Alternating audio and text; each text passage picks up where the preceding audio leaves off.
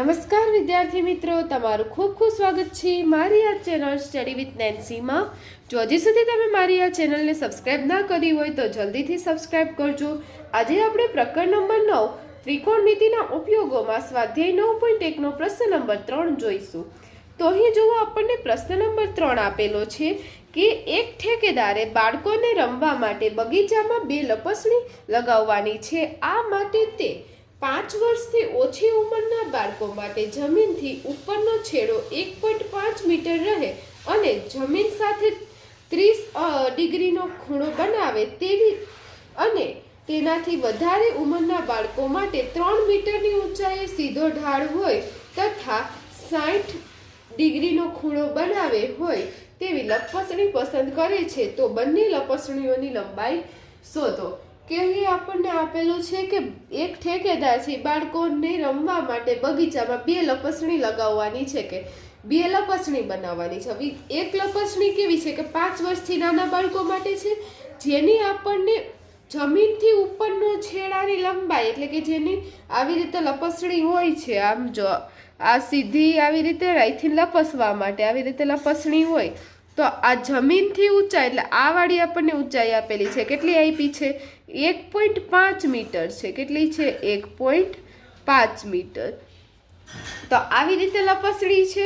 હવે એવી રીતે લપસણી બનાવવાની છે અને એનો જમીન સાથેનો ખૂણો કેવો હોવો જોઈએ 30 ડિગ્રીનો હોવો જોઈએ।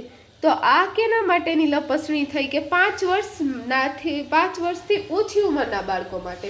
હવે એવી જ રીતે આપણને કીધું છે કે વધારે ઉંમરના બાળકો માટે પણ બનાવવાની છે, પણ ત્યાં આપણે શું કરવાનું છે કે આ જે ઊંચાઈ 1.5 મીટર હતી એની જગ્યાએ કેટલી લઈ લેવાની છે 3 મીટરની ઊંચાઈએથી સીધો ઢાળ એટલે કે આવી જ રીતે સીધી 3 મીટરની ઊંચાઈ અને ખૂણો કેટલો હોવો જોઈએ 60નો ખૂણો બનાવતી હોય તેવી આપણે લપસણી પસંદ કરવાની છે। તો બંને લપસણીની લંબાઈ શોધો, એટલે આપણને બંનેની લંબાઈ શોધવાની છે।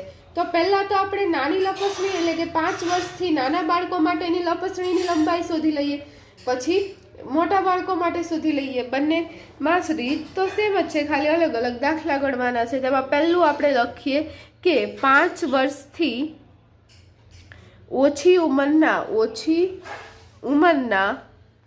જે બાળકો છે એ બાળકો માટે તો 5 વર્ષથી ઓછી ઉંમરના બાળકો માટે આપણે આકૃતિ તૈયાર કરી જ લીધી પ્રશ્ન વાંચીને કે આ 1.5 મીટર ઊભું લંબંતર અહીંયા શું કાટખૂણો બને જમીન સાથે અને આ ખૂણાનું માપ મળી ગયું છે 30 અંશ। તો આને આપણે નામ આપી દઈએ એ બી અને સી। ત્રિકોણ કયો બની ગયો ABC। કેવો ત્રિકોણ કાટકોણ ત્રિકોણ છે એટલે આમાં આપણે સાઇન કોસના સૂત્ર વાપરી શકીએ।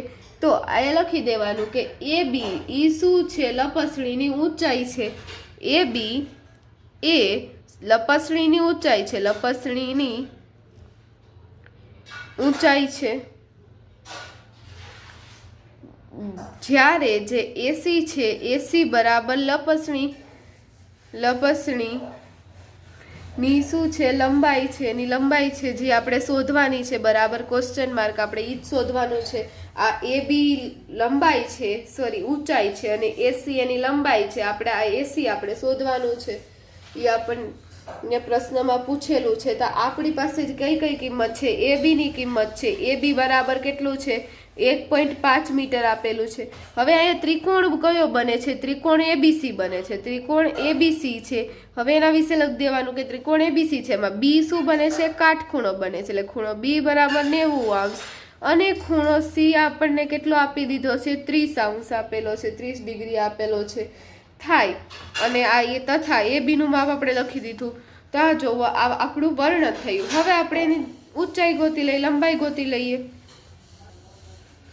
તો અહીંયા જુઓ આપણે લંબાઈ ગોતવી છે, એના માટે આપણે સાઇન કોસ કે ટેનનું સૂત્ર વાપરીશું। એના માટે આપણે આકૃતિમાં જોવાનું છે કે આપણી પાસે શું આપેલું છે, આ ખૂણાની કઈ બાજુ છે સામેની બાજુ અને શોધવું શું છે કર્ણ, આને શું કહેવાય કર્ણ, ના સામેની બાજુ। તો સામેની બાજુને કર્ણને સાંકળતું કયું સૂત્ર છે સાઇનનું સૂત્ર છે। સાઇનનું સૂત્રમાં શું આવે સામેની બાજુ કર્ણ, એટલે આકૃતિમાં જ જોવાનું કે આપણે શોધવું શું છે કર્ણ શોધવો છે અને સામેની બાજુ આપેલી છે, એટલે ઈ બંનેને સાંકળતું સૂત્ર મૂકવાનું. તો સામેની બાજુ કર્ણથી સાંકળતું સૂત્ર એટલે સાઈન થીટા. સાઈન થીટા બરાબર સામેની બાજુ છેદમાં કર્ણ થાય. હવે સાઈન આપણને થીટા મળી ગયો છે. થીટા કેટલો છે? 30 રકમમાં જ આપેલો છે. સામેની બાજુ એટલે કઈ થશે? AB, અને એનો કર્ણ કયો થશે? AC થશે. એટલે સાઈન 30 બરાબર AB ના છેદમાં AC. હવે સાઈન 30 ની વેલ્યુ આપણને ખબર છે, કેટલી થાય? 1/2. સાઈન કોસ ટેન એ આખાનું જે કોષ્ટક આવી, કોષ્ટક યાદ રાખવાનું. સાઈન 30 ની કિંમત કેટલી થાય? 1/2. અને આમાં તમે દાખલાની પ્રેક્ટિસ કરશો એટલે કિંમત આપમેળે યાદ રહી જશે. હવે AB નું માપ કેટલું છે? 1.5 મીટર. હવે છેદમાં આપણે AC શોધવાનું છે.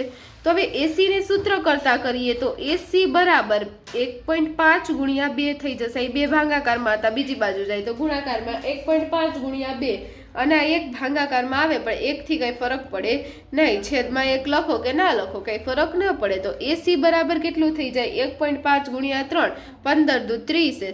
સોરી, 1.5 ગુણ્યા 2 એટલે કેટલા થઈ જાય? 3 થઈ જાય, કારણ કે 15 દુ 30, 30માં આપણે 1 પોઈન્ટ કાપીએ એટલે 3.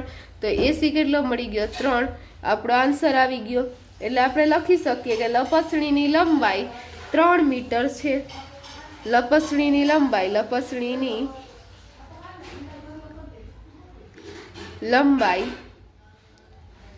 3 મીટર છે. હવે એવી જ રીતે મોટા બાળકોની લપસણી માટે શોધી લઈએ. તો એમાં આપણે લખીશું કે 5 વર્ષથી મોટા બાળકો માટે 5 વર્ષથી મોટા બાળકો માટે. તો હવે એમાં આપણે બીજી આકૃતિ બનાવી લઈએ એના જેવી જ, કે આવી રીતે એક કાટકોણ ત્રિકોણ થઈ જશે. એને આપી દઈએ PQR, જેમાં આ કાટખૂણો થઈ જાય. આ અંતર આપણને આપી દીધું છે, કેટલું છે? 3 મીટર છે. આ આપણે શોધવાનું છે, કુલ લંબાઈ આપણે શોધવાની છે, લપસણીની જે લંબાઈ છે. અને અહીંયા જે ખૂણો થીટા બને છે આર આગળ, એ પણ આપણને આપેલું છે, 60 ડિગ્રીનો ખૂણો છે. હવે આપણે અહીંયા શું શોધવાનું છે? કર્ણનું માપ શોધવાનું છે. આપેલું શું છે? સામેની બાજુ આપેલી છે, એટલે ઉપરની જેમ જ કયું સૂત્ર આવશે? સાઈન થીટાનું. એટલે સાઈન થીટા બરાબર શું થઈ જશે? સામેની બાજુ છેદમાં પાસેની બાજુ. એની પહેલા આપણે વિગત લખવી હોય તો લખી શકીએ કે ત્રિકોણ PQR છે. ત્રિકોણ PQR માં ખૂણો Q કેટલો છે? 90 અંશ. ખૂણો R કેટલો છે? 60 અંશ. અને PQ નું માપ કેટલું છે? 3 મીટર.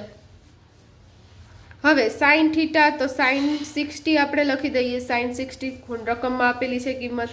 હવે સામેની બાજુ કઈ થશે? PQ છેદમાં પાસેની બાજુ કઈ, સોરી આ કર્ણ આવશે. ઓકે, સાઈન થીટા એટલે સામેની બાજુ છેદમાં કર્ણ થાય.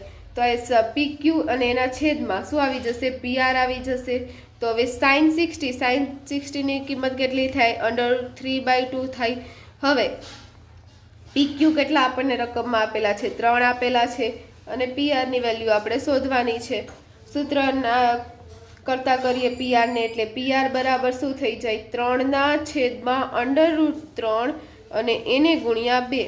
તો હવે અહીંયા પહેલા આપણે સીધો 3 ને 2 નો ગુણાકાર કરીને 6 નહીં કરી દઈએ, કારણ કે પછી છેદનું સમીકરણ કરવું પડશે. છેદનું સમીકરણ જ્યાં સુધી ના કરવું પડે ત્યાં સુધી સારું. એટલે એના માટે આપણે શોર્ટમાં આવી રીતે ગણી શકીએ કે 3 છે તો 3 ને આપણે આવી રીતે લખી શકીએ વર્ગમૂળમાં 3 ગુણ્યા વર્ગમૂળમાં 3. એટલે મેં 3 ને કટ કરીને શું કરી દીધું? વર્ગમૂળમાં 3 ગુણ્યા વર્ગમૂળમાં 3. શા માટે? કારણ કે નીચે ને ઉપર શું થઈ જાય? વર્ગમૂળમાં 3 કટ થઈ જાય, એટલે નીચે છેદમાં વર્ગમૂળમાં 3 રહીએ નહીં. એટલે PR બરાબર શું મળી જશે? અહીંયા 1 વર્ગમૂળમાં 3 ને અહીંયા 2, એટલે 2 વર્ગમૂળમાં 3. એ આપણો આન્સર આવી ગયો. એટલે એકદમ આપણને બહુ સાદું રૂપ અઘરું ના પડે એ રીતે આપણે ગણ્યો.